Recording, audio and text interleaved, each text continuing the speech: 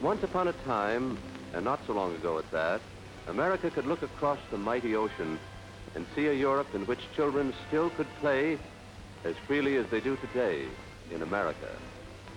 That is where our story starts. Europe of 2 decades ago, and a tiny voice, a voice that grew into 2 voices, and still more voices, louder and louder. The peace of the World War left us without land, without jobs.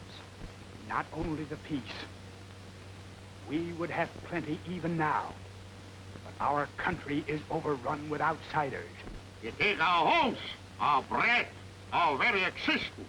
We must drive people from our country. There is no room for these people who are not of our race. But voices shrieking against minority groups were not enough.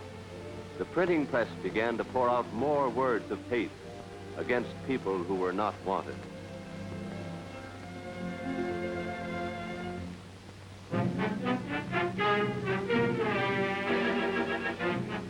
What easier way to show hate for men than to desecrate their houses of worship? That was the dictator's way.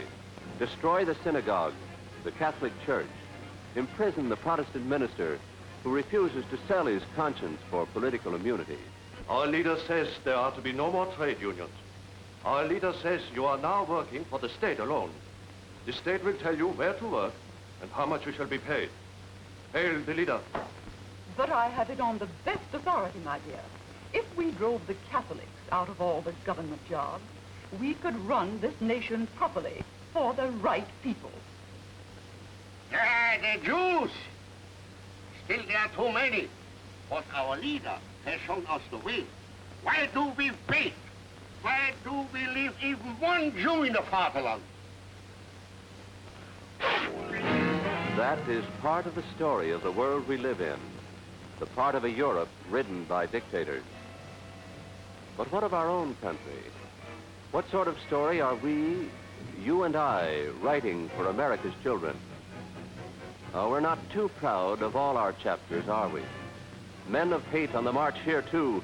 Men inflamed by words that mean discrimination against minorities, against those who worship differently.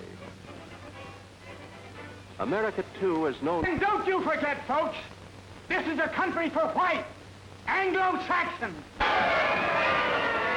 Few words here, few words there, like a snowball plunging down a steep hill. They've got our jobs. Too many. Don't vote for him. I got it straight. Hitler's got the right idea. Too many, too many.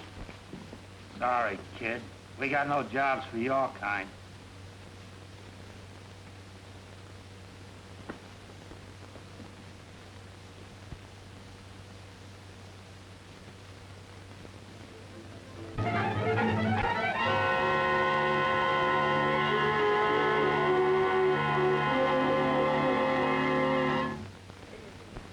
Is this the future which our forefathers planned and for which they died?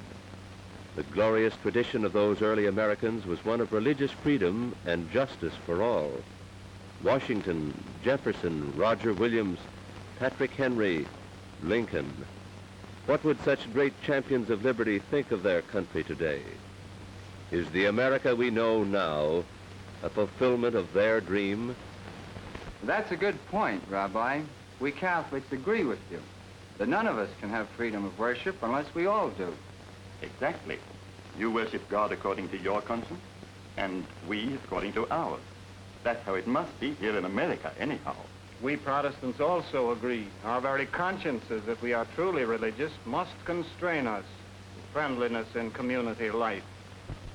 Thus, we in America are writing the story of our world, a world that will be a worthy heritage for our children.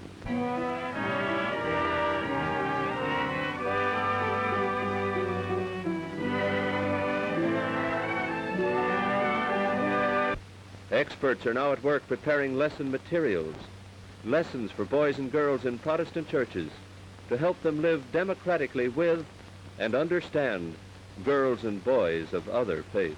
It's your turn, Tommy. Don't you agree? Well, yes, Father, but supposing we're in a baseball game, for instance. Do you mean that we should play with every boy on the block, no matter who he is? It's like this, Tommy. You shouldn't refuse to play with another boy just because he has a different religion. Pick your friends for what they are deep inside. Then they'll do the same for you. Oh, I get it, Father. You mean if a fella's a real guy. Well, that's it, huh? Little Tommy and great American leaders, theirs are the ideals that find expression at the great Nationwide Institute of Human Relations at Williamstown, Massachusetts. Here, men and women from all walks of life offer their words of understanding to help write the story of our world. The world we want to live in is a world in which everyone lives in freedom. But freedom is not possible until people know how to use that freedom for the good of all.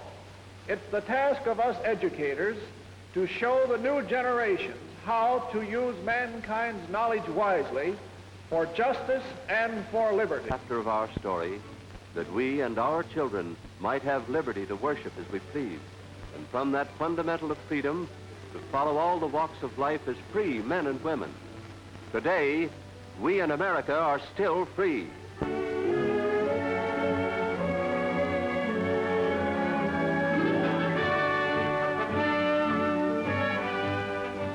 All this is still possible in America because a century and a half ago, men wrote a Bill of Rights. And because even today, people are not afraid to speak. Free to go to the schools they choose, free to get a job living, free to do business, and live their lives without being attacked for what they believe. And remember this: the people who lost their freedom in other parts of the world made the mistake of listening to those who said that they could attack religious freedom and still have the other freedoms. It cannot. World we want to live in. The next chapters are up to us. How are we going to continue this story, America?